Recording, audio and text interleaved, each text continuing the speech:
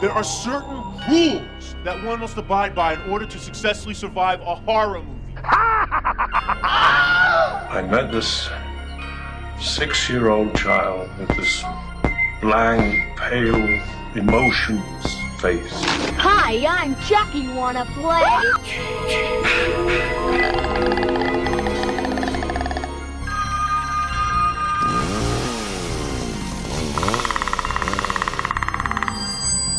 They're here. Welcome to the Horror Cut. Hello everyone and welcome to the Horror Cuts live podcast as part of Trash Cinema's Trash Fest. This is the first time as well that we have special guests. This is the first time we have special guests. We should say live special guests, I think. Me and Gary have been doing this for the last, 6 or 7 months now. What kind of separates us a little bit different is we try and get stories from people, writers, DOPs, all that kind of, which we try and get the nitty gritty on films that from people who don't usually get asked to come on to podcasts. And that's one of the things that we've tried to do. But for today, we've got Caroline and Mark from Trash Cinema. Do you guys fancy saying a little kind of introduction, not just for these guys, but for our listeners? Hello. Hey, well done. That was good. I'm Caroline, and me and Mark have been doing Trash Cinema since 2018. And we just do it for fun, for a laugh. So I hope everybody that's come here today has enjoyed themselves as well. So yeah, we've been wanting to do a full movie marathon for ages. So thank you very much for buying a ticket, taking a chance. Hope you're having a good time. Mark? Trash Cinema is basically just a love letter for the underseen and underloved movies, mainly cult, horror, exploitation, genre movies. Basically movies that don't really get shown on the big screen. Like every year, obviously, you'll get Nightmare on Elm Street, you'll get The Exorcist played on the big screen in cinemas, but you never get Ghoulies 2 screened anywhere. So that's basically what we just wanted to do, and we kind of wanted to replicate the whole grindhouse double bill kind of vibe that you get from the 70s and stuff like that. So we started with a double bill 7 years ago. That cost a lot, and we had 4 people show up, so that was fun. But yeah, we've been kind of plodding along, one movie per month now. We usually do a Halloween double bill, but this year we kind of went crazy and just kind of went for it and went for a full day marathon. We were going to do a whole day of demon movies, but the guys over at the All Day Horror Madness are showing demons, so they kind of stole our idea. But even though they've been doing it 10 years before we've been doing it. But so we kind of went for Halloween theme. So most of all the movies you've been screening, they've got Halloween as a sort of background character. I think I've rambled on long enough. So I'm going to do a nice segue here. Okay. And the film that we just screened was May. Why did you pick this film? Because this is the film we're going to talk about on the podcast. I kind of wanted to showcase a lot of Halloween type movies that don't get a lot of attention this time of year. I know May isn't exactly a Halloween movie, but again, I just kind of wanted to screen the lesser shown movies, and I genuinely believe that May is one of the best horror movies of the 2000s. Growing up as a bit of a loner kid, a bit of an outcast in high school and stuff, this movie really spoke to me, and I've basically been following Lucky McKee's filmography pretty much ever since. Yeah, I just think this movie just doesn't get nearly enough attention and love that I think it genuinely deserves. And do you still have your human doll as well, or have you got... I have 4. 4? That kind of brings us into the point of the podcast. So, as Stephen says, we've been going for a few months now, and the idea is when we're reviewing films, we don't want to slate any film because we both kind of work in the industry. So we always try and look for positive points. What did we love about the film? So even if someone picks a film that we absolutely hate, we have to find positive points to talk about as well. So Stephen, I'm just going to throw this to you. We usually do a synopsis. I hate you. Why would you do that So, to me now? explain May in 30 seconds.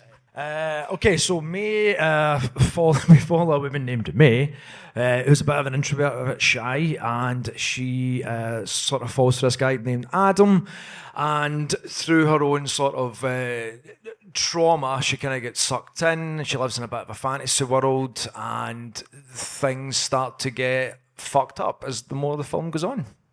That's all I've got. That is it. It's quite a In the slow... spot there. You know how when you meet someone and you think you like them, but then the more you talk to them, you see parts you don't like? Everyone always thought May was different. Jesus, what are you doing? Relaxing. Doesn't it hurt? Ow! You crazy bitch! But really, she was just misunderstood. I need a real friend. Someone I can hold. Don't be mad. Then, one day, May met Adam. Hello? The boy I saw today is different. So what do you do, May? I work at the animal hospital. When I left for vacation, my dog had 4 legs. You can't sew it back on, can you? I could. Some people think it's kind of gross. I love gross. Really? And she thought he liked her just the way she was. Oh, I'm bleeding. May, this is weird. You like weird. Not that weird. But May's new friend turned out to be just like everyone else. I'm sorry things didn't work out between us. It just didn't feel right. So many pretty parts, no pretty holes. So May decided to make a friend of her own. I need more parts. You have a beautiful neck. I love your tattoo. Can I get a few more measurements? I love your hands. You have really beautiful legs. It's quite a slow burn, the film, but it wastes no time at the start, so the film jumps right in. We get this quick childhood memory, this quick background on him. Then it's like, I met a boy, I like his hands, and we're off, and then we tell the rest of the story there.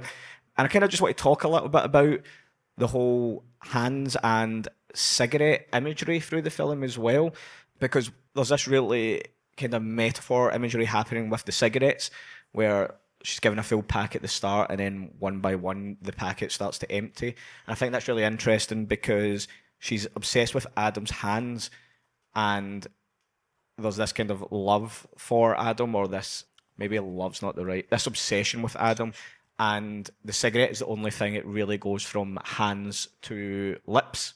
And I think that's where that kind of obsession comes from. That's where the smoke, her smoking comes from as well. And I think that's one of the things, obviously there's a lot of loneliness in the film. That's a lot of it. But I think it's about May trying to find connection. And I think that's why, like, Anna Faris, like, she lets Polly kiss her and touch her, even though she's not really into it, I guess. But there's also little other symbolisms about touch and connection. So when she decides to go and meet, try and bump into Adam at the crosswalk, since it's America. Did anyone else notice that the kind of stop sign is a hand as well? It's like a red hand, so it's like do not touch. And I think it all stems back to May's childhood, where she's given this doll because she can't make friends. Her mum seems quite disconnected from her as well.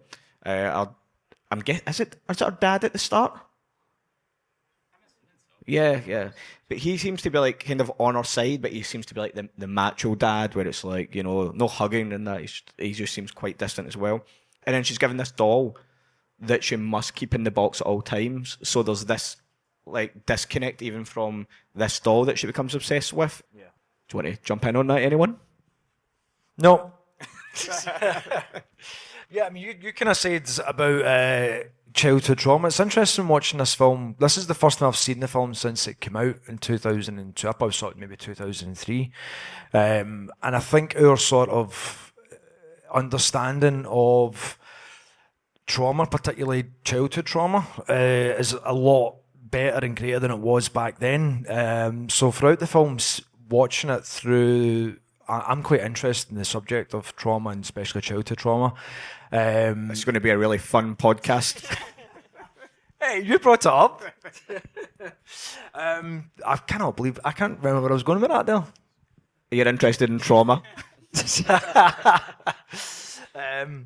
Move on to something else. I've totally lost my train of thought. Okay. What about yous as well then? What do yous take from the film? What is it trying to say? It's about reaching out to other people and then being hurt and like rejected for who you are, even though, you can't help who you are. And like, you were saying about the hands as a metaphor, like the most obvious bit of that is like the kids reaching out, trying to engage with her and just, getting shredded by glass. But yeah, I mean, I'm completely on May's side. Chop up more people, eat more people. I'm all for it. That's interesting, actually, say that you're on May's side, because I remember the first time watching this, I was totally on May's side, and I think there's kind of like, the best way to explain it is this film reminds me a lot of Carrie. This shy, kind of awkward character who's also been maybe brought up with quite a stern parent. She gets a boy's affection, gets rejected, and then all hell breaks loose towards the end. I mean, what film am I describing there? Is it May or Carrie? But then she's got this kind of weirdness, almost like Wednesday Adam from the Addams Family as well, and I kind of like that mix there. The first time I watched it, I was totally on May's side, and then this time watching it, I thought it was interesting because you could watch this film from Adam's side as well and go, there's a nice girl that seems interested in me, we'll go on a few dates, she's getting a bit weird, I'm going to distance myself, and then she comes after you. I mean, that is a horror film in its own as well. I do really love Jeremy Sisto's performance, because I feel like a lot of the characters are quite on a different level, whereas Jeremy Sisto's character is a bit more grounded. Like, he seems to be the most character that's like, what the fuck is going on? Especially when I love his reactions when she's telling him about her day, like at work and stuff. And she loves, like, she thinks he likes this, like, and so she's responding to that. So she's like, finally someone likes this weird shit that I find just fascinating. So she's sitting telling him, but then his face just drops and he's just like, oh, what the fuck am I listening to? And I just love, like, also love his performance, because I love that he kind of plays this poster boy of, oh, I'm so dark, I'm an edgelord, look at me. But like, May totally calls him on his bullshit. Like, she's like lives this shit. And so that when, like, I think he uses like this image almost as like some sort of, not a power move, but I think he likes to be like, oh, am I scaring you? Like, I'm a psycho. But she's like, no, this is fucking amazing. And then his face is like, oh shit, what the fuck have I got into? So yeah, I really love that whole. I love this movie. Sorry.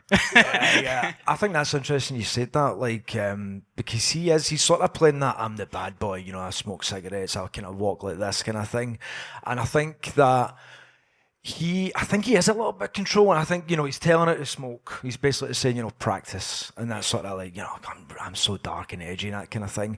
And then, like you said, when I think it was when she bites him, he then, the power that he's kind of got over it, I don't know if he's intending it or not, but he's definitely doing it, and it's probably to hide his own sort of insecurities. But when he does that, when she does that, he loses that control over it, so it's like she's never a threat to him, so it's like he banishes her, which is really, really interesting, I think.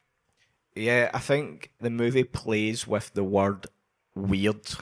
Say that again. So, like, Adam's like, I like weird, but when Polly says, I love weird, that's when, like, her and May kind of gel that wee bit more. And I think it is, like, people's weird levels are, like, it's, like, different vibes of what people consider weird. So, like, his room is, like, weird and edgy and dark, like you were saying. His art, his, like, music video college project, even, like, he'll probably think it is... his voicemail is edgy, leave your message after the scream. But that kind of weirdness he's got, he's allowed to, like, show it to society. Like you're saying, he thinks it's cool the way he is, like smoking cigarettes and that. Whereas May's weird is bad in society's eyes, and it's interesting because he's got like the edgy room. I guess art is kind of edgy, right? and like he's the smoker, whereas everything that she does, like in society, she's got like the 9 to 5 job as a vet.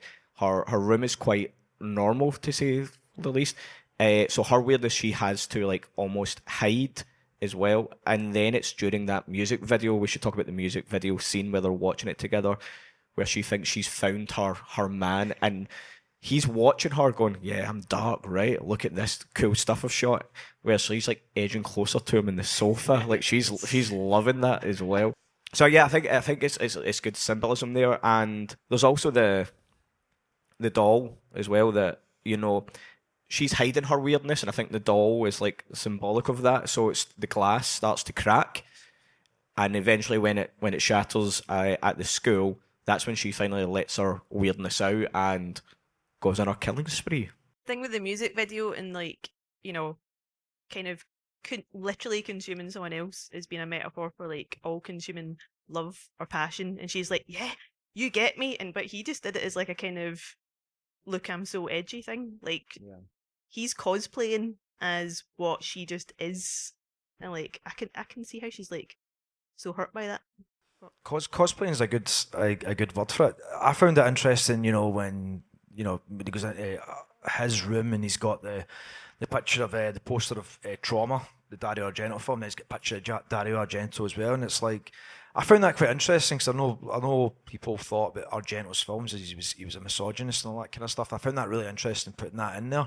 And then he takes the play knife and goes to stab her. And I found that just like, I was watching it there and I was just kind of like, that's I don't want to say a bold move. It's kind of stupid, but she was just like, fucking get that in there. Fucking slow, come on. And he's just like, what the fuck is this Jack all about? But he's trying to kind of, he's almost trying to outdo her, and then it just gets too much for him, which is a cool power play to watch unfold. I also think there's something interesting about how the blood and violence and kind of gore is used. It's like, I said, it's a bit of a slow burn, the film. So you've got the first kind of signs is her cutting herself with the scalpel, and she kind of scalpel, yeah. And then Polly, Anna Faris, sees it, and she's like, what are you doing? Then she does it to her, and she's like, can I enjoy that, actually? So there's a little bit of connection there. We spoke about the music video, the kind of blood connection there. She thinks there's a connection. But there's also, it starts to turn when she bites Adam's lip, and that's when there's that separation there as well. But the scene where she's talking, when they're having their picnic sandwich, and she starts to, like, she thinks she's found her man, and she starts to say how they used the wrong stitches. They used like stitches for cats, and the dog started to open, and it was found. It was like a few days later. She can't help but smile. She thinks this is all wonderful, and it's just a nice insight to how her mind is working. And it's really interesting because even at this point, we're still on her side, and she's like, and usually that's the opposite when like any animal or any person starts to take pleasure in killing animals. We are like, nope, we don't like you anymore.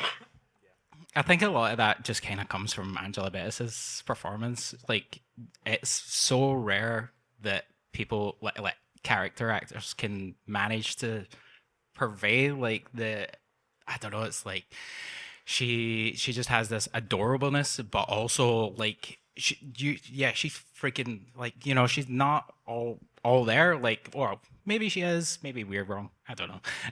But I just think a lot of that just kind of goes from her performance, because you want her to be okay. You want her to, like, really, she just wants to be seen. She just wants a friend.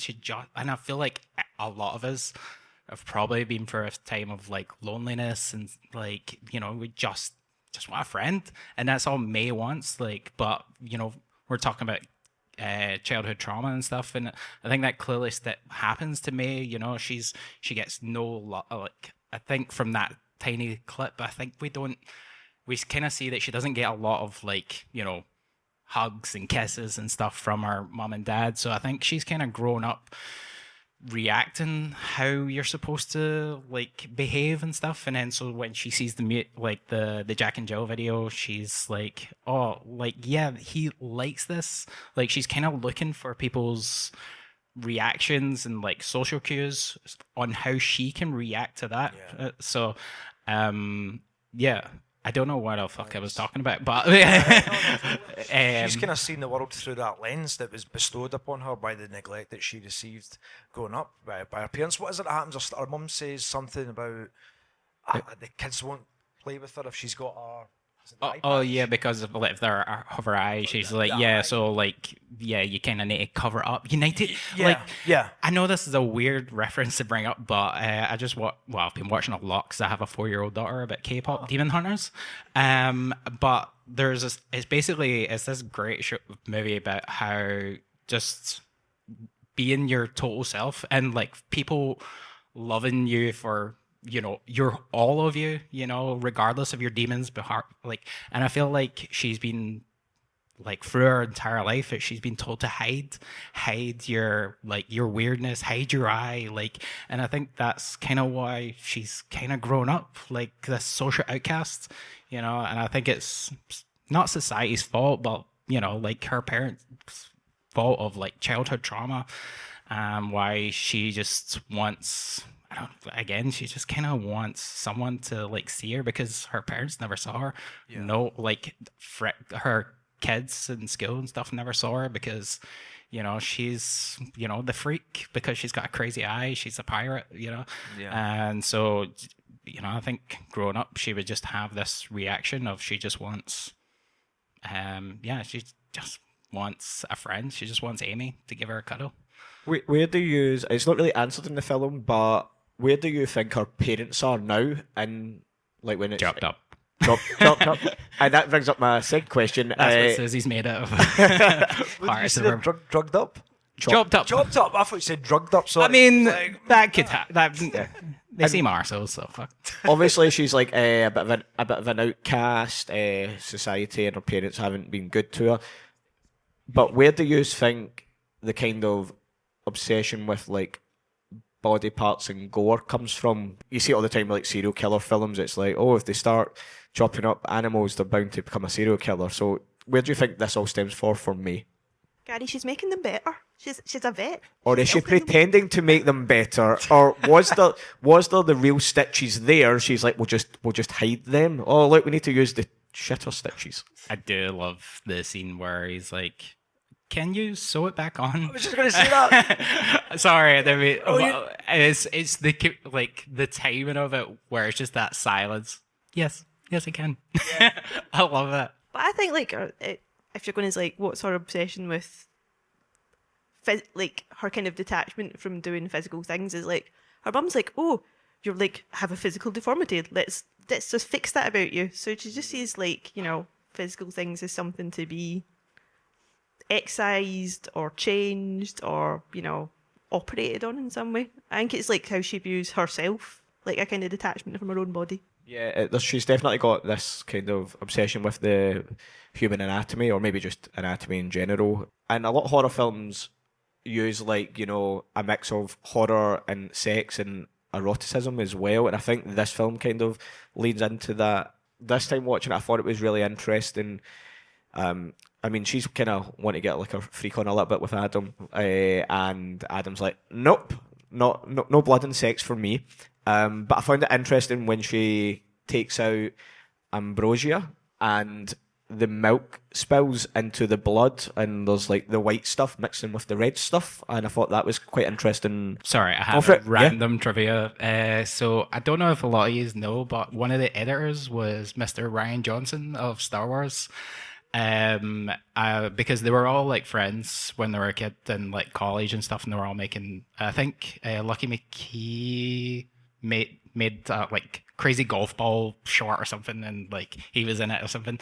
But Rian Johnson also shot a couple of scenes, and one of the scenes that he actually shot was the milk coming into the blood. He was like, oh yeah, I shot this scene, like I don't know if you can put it in, and yeah, so that was like one of his first ever directorial scenes he's ever shot. That's cool. And did they say any, or do you know anything about that, like the milk mixing with the blood? Did they say anything on it? I think he just thought it was cool.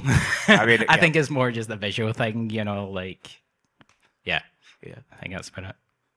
Wanted to kind of chat about the performances and so you touched on them earlier as well. I think Angela Bettis's performance is fantastic. I think it's I'm an actor myself, and if I was to say what's a really, really good film, and you've got a character playing, opposing characters by the time the end of the film comes, I would say this is perfect.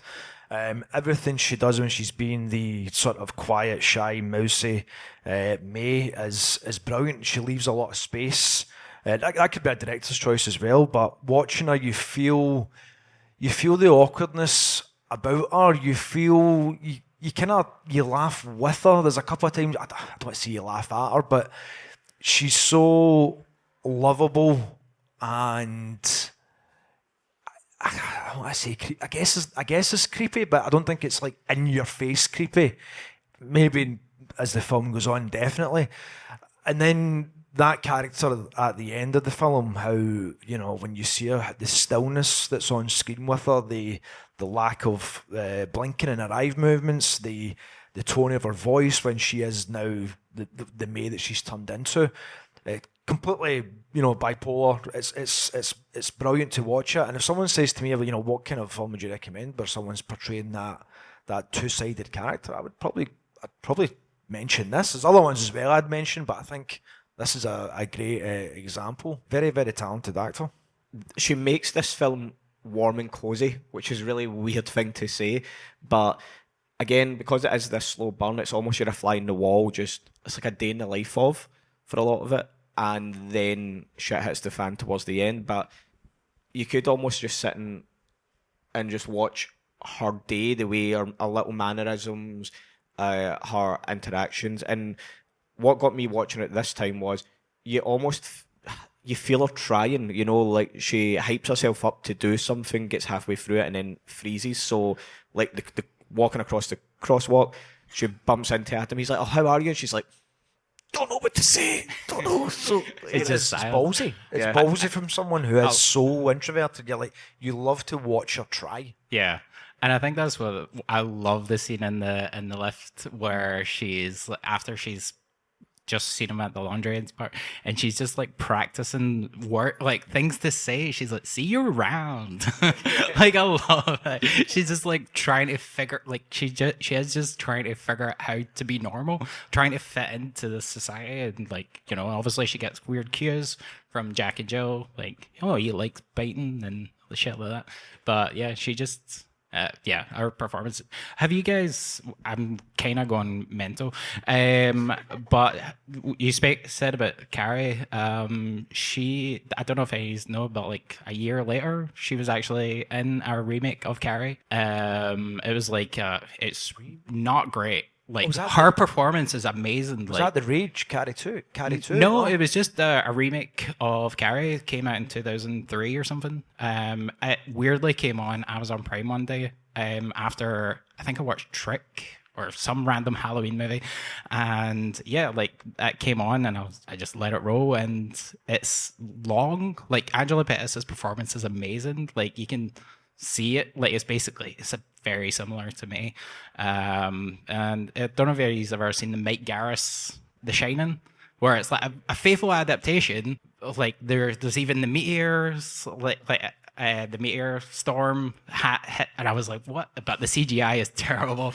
I'm not recommending Carrie by any chance. I'm just saying, like, it's crazy you should say that, because I think someone obviously saw this and she'd be a great Carrie. And I mean, looking at that now, if you just put Carrie across there, you'd be like, "Yep, that'll do, that'll work." And the listeners at home know what you're talking about. Oh shit! Sorry. It's a poster of me. I also think what's that his name again? It plays Adam, Jeremy Sisto. Yeah, I also think he's great as well, because in another director's hands, they could have got him to play this like as an absolute arsehole. And it goes back to what I was saying earlier: is like he's not a bad man; he just doesn't know how to interact with me and how to basically go, we're finished, we're not an item, we're not a thing. And I don't know, but that actor I think I'm in love with, because we reviewed Wrong Turn as well, when he's in the first Wrong Turn films, and just his mannerisms and the way he plays the character in Wrong Turn, Like, I fell in love with him as well, and then spoilers, but he gets like picked off halfway through, and I was devastated. So I remember the first time watching this, I was like, nothing better happened to him, nothing better happened to him, and he also better not turn out to be an arsehole. But he's not, and something happens to him, I guess, as well. I would like to also open this up to any questions from our audience members, or anyone got anything they want to say about the film. It's Any cool observations? Yeah, any observations or comments? I guess the first thing I want to say is Adam works at Auto Body Parts. I thought that was great. I thought it was I know exactly what they did there. And I suppose the second thing is, the ending. What do you think? Perfect. So with two things on the Adam working at the auto body parts, I think that's a really great metaphor there. And there's another one that I noticed was Polly's friend has the Frankenstein tattoo as well, which is really good. And then that does tie into the ending. It is kind of Frankenstein. Obviously, it doesn't come alive, but it's alive enough for her that she visually sees herself getting that touch that she's always wanted. Me personally, I think the film's like, it's about 90 minutes, isn't it, the film, roughly? Yeah, and I think if we spent a little less time building up to that ending, I would have liked to have seen that ending kind of extended. I think the film takes a little long to get there, and then when it gets there, it's quite enjoyable seeing her like take out these people. But like the Polly's friend is kind of a really side character. Like, she's introduced halfway through the film, and I think if we spent a little bit more time with that character, it might have been more satisfying to see her getting chopped up. You know, maybe he's not a bad person, but our boss as well, like, we could have played with him a little bit more and brought him into the Frankenstein-esque thing, so it's like anyone Oh, you can't chop him up. Well, he doesn't deserve it right now, but we could have played with that character a little bit more. I mean, he needs her help for the stitches, so like he clearly isn't the right man for the job that he's in. Yeah, totally. But I do like the ending. I just think it takes a little longer to get there, and I would have wanted to explore that more. I think all the right stuff's in there, like the fascination with dolls, and the fact that she's got the knowledge to put that together, so it doesn't seem like out of nowhere with her skill set. I just would have wanted to play with it more. Yeah, I don't. I think a lesser movie, that ending just doesn't work. But I feel like it really builds up to, like you were saying, just that comfort of, you know, maybe it's her dying vision or what. But like, I think I think a lesser movie would have been a bit played for laughs or something, or that would have seemed so out of place. But I think when you get there in the end, you're just like, I don't know, you're almost happy for her, you know, a little bit, because this. You can't survive stabbing yourself in the eye with a big pair of scissors. What? You think she's definitely dying? No, I'm not saying that. I'm just saying, like, visually, like, at the end. Yeah, but, like, maybe she's just bleeding out. See, cool idea, right? Yeah, she's dying. She's transferred her soul into her Franken body. Goes on the rampage. Me too. Well, that's Frankenhooker. I don't know if you saw that, like at the pre-show we had the trailer for Frankenhooker, because it's very similar as well. Because this is one thing that I like about the movie, so Frankenhooker plays it a wee bit more silly, but it's got a lot to say about how we objectify humans, and in particular, probably females get it worse. Says the free men up here. But yeah, like Frankenhooker, I think says a lot about how his girlfriend dies, but I don't know if anyone's seen Frankenhooker. She dies in the first 10 minutes. But yeah, so he then goes on in creating this like Frankenstein version of his girlfriend, and like, her legs weren't the best, so I'll give her these perfect legs, and I'll give her these perfect arms, and I think May kind of touches on the exact same things about how, you know, like, again, looking at May's character, but like how she's been brought up and stuff, and about how she kind of just sees she's reduced to like her eye or something, and like, so she now starts looking at other people's like body parts objectively as well. And yeah, it's interesting you say that, and I don't mind bringing this up in the podcast, but I had a tumour, and it gave me some like little nerve damage. I had to go in for a few operations, but as soon as that nerve damage happened to me, I could totally see imperfections in other people, to the point where, not in a bad way, but I seen someone else with the same sort of like facial features, and I was like, go get yourself checked just in case. Like, and so it is interesting. As soon as someone points something out in yourself, you do see it in the mirror, but you start seeing other people's slight imperfections. People are going to be worried walking past me like that now. Don't look at me. Don't look at me. But I can totally identify with that with me. But do you think May does see their imperfections or doesn't? Not, I would say.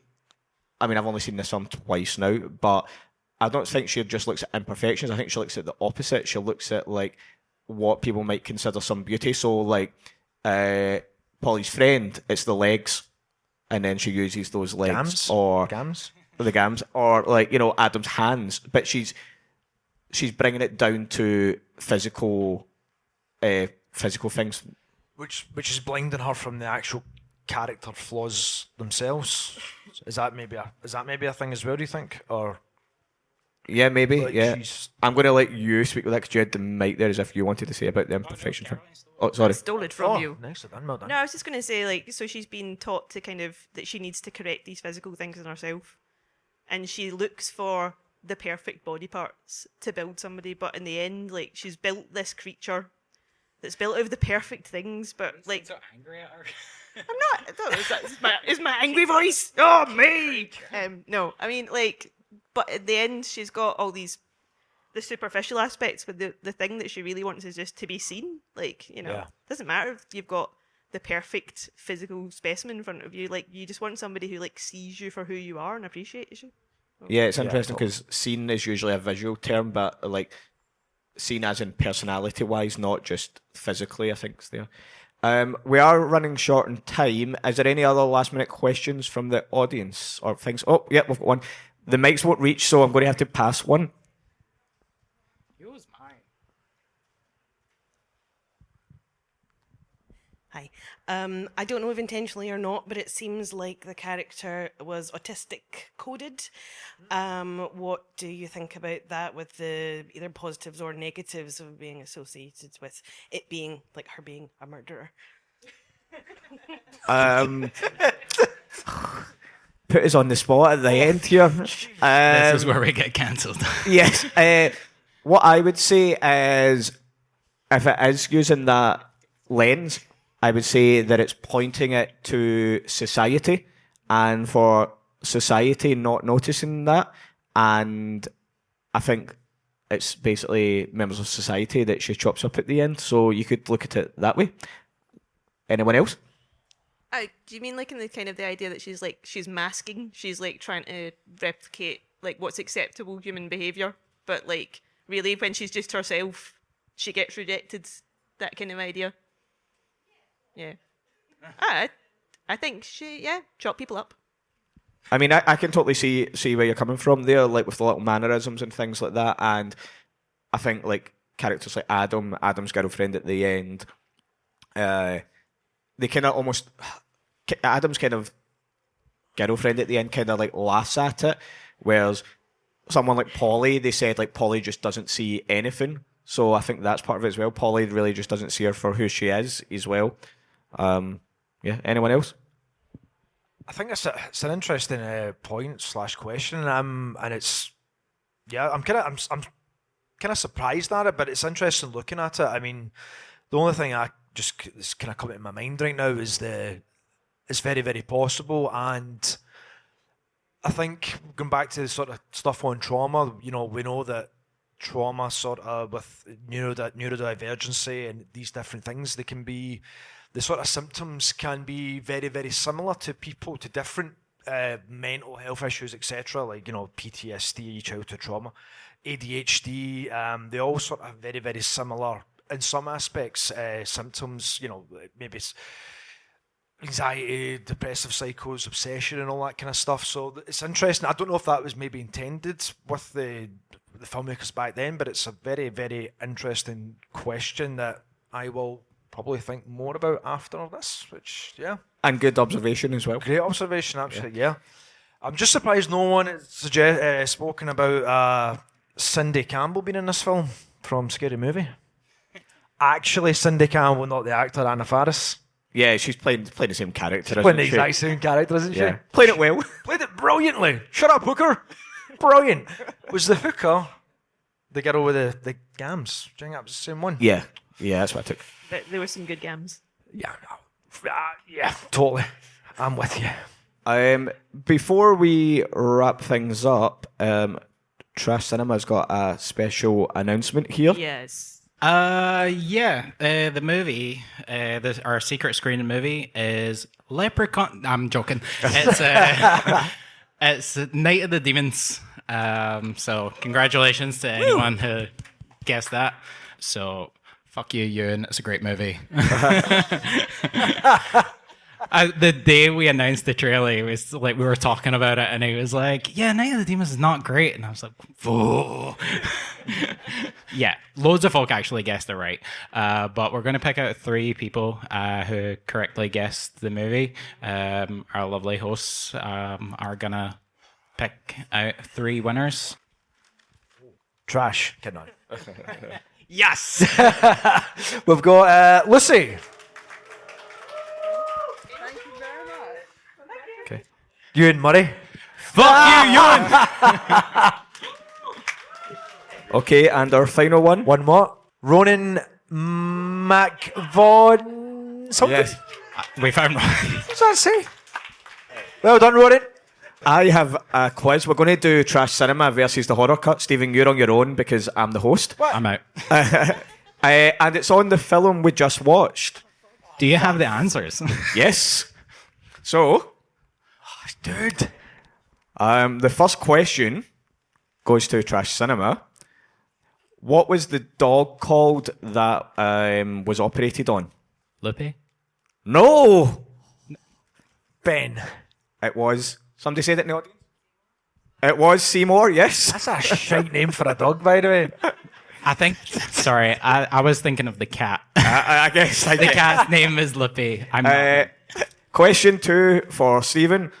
What was wrong with the kids in the park? They were blind. Yes. Trash Cinema. What movie is Adam going to see? Trauma. Yes. I'll do it. Also has posters of opera in his room as well. Stephen, what was the doll called? Try again. Somebody's already given you the answer in the audience. It was Susie.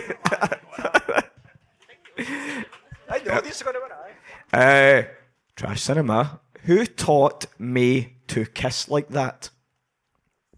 Susie? It was Susie, yes. Stephen, what was the name of Adam's college music video? Do you know what? In fairness, I'm out of the toilet at this point, so I Jack don't know. and Joe. It was Jack and Joe, yes.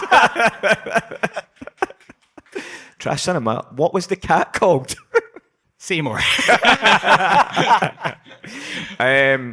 Stephen, what was the name of Polly's friend?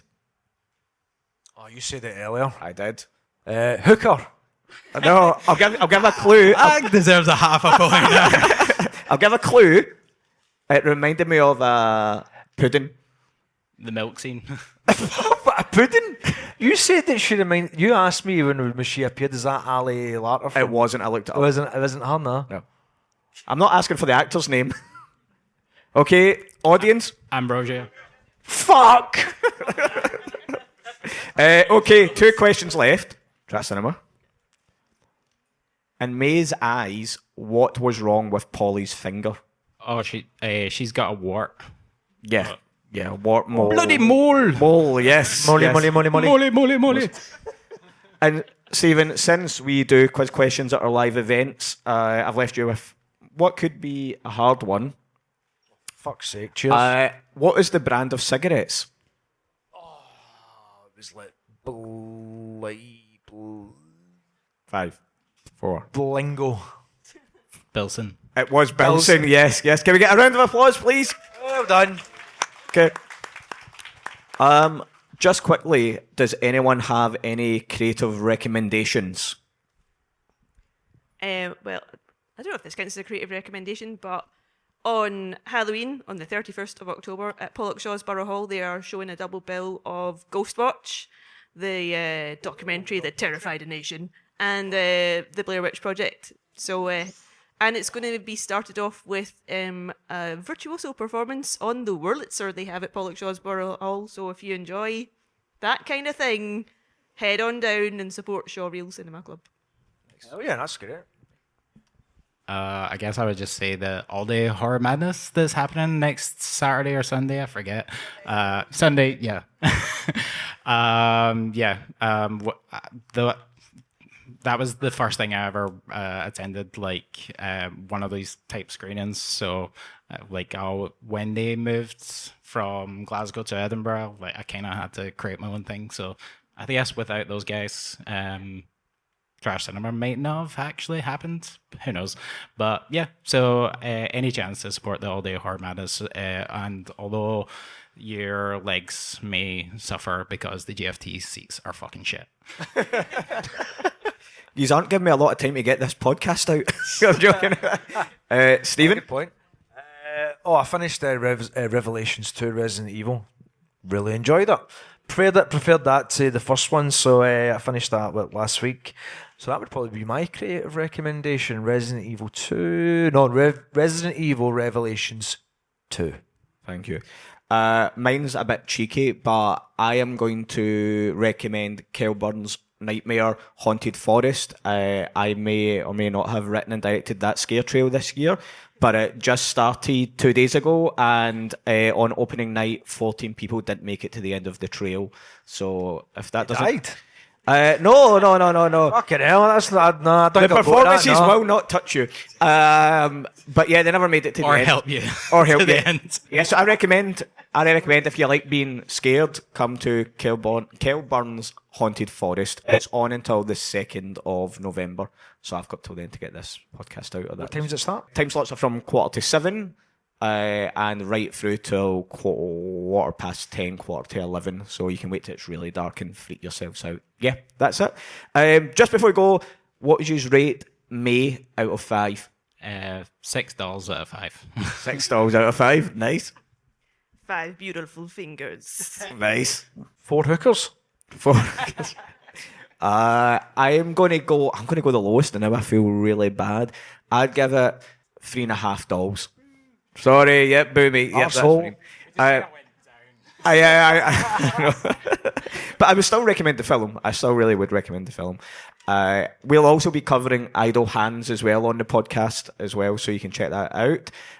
Can we get a round of applause for our lovely host, Trash Cinema?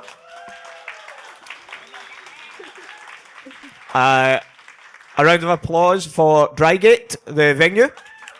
Yeah! And the tech up the back. Thank you. This is the Horror Cut, and you can follow us on the Horror Cut Show on Instagram or the Horror Cut Show Facebook page on Facebook. We have new episodes coming out, including one with the writer of I Still Know What You Did Last Summer, which lands tomorrow. Which is fucking better than I Know What You Did Last Summer. That's up for debate. No, I'm putting this out. I can't say that. But yes, we'll be having our next live event in November, so just keep an eye on our socials for that as well. And yeah, find someone to obsess over like May obsesses over Adam. Thank you very much. Cheers, guys. Cheers. We better get back, because it'll be dark soon, and they mostly come at night. Mostly. I guess everyone's entitled to one good scare, huh? We're friends to the end, remember? This is the end, friend.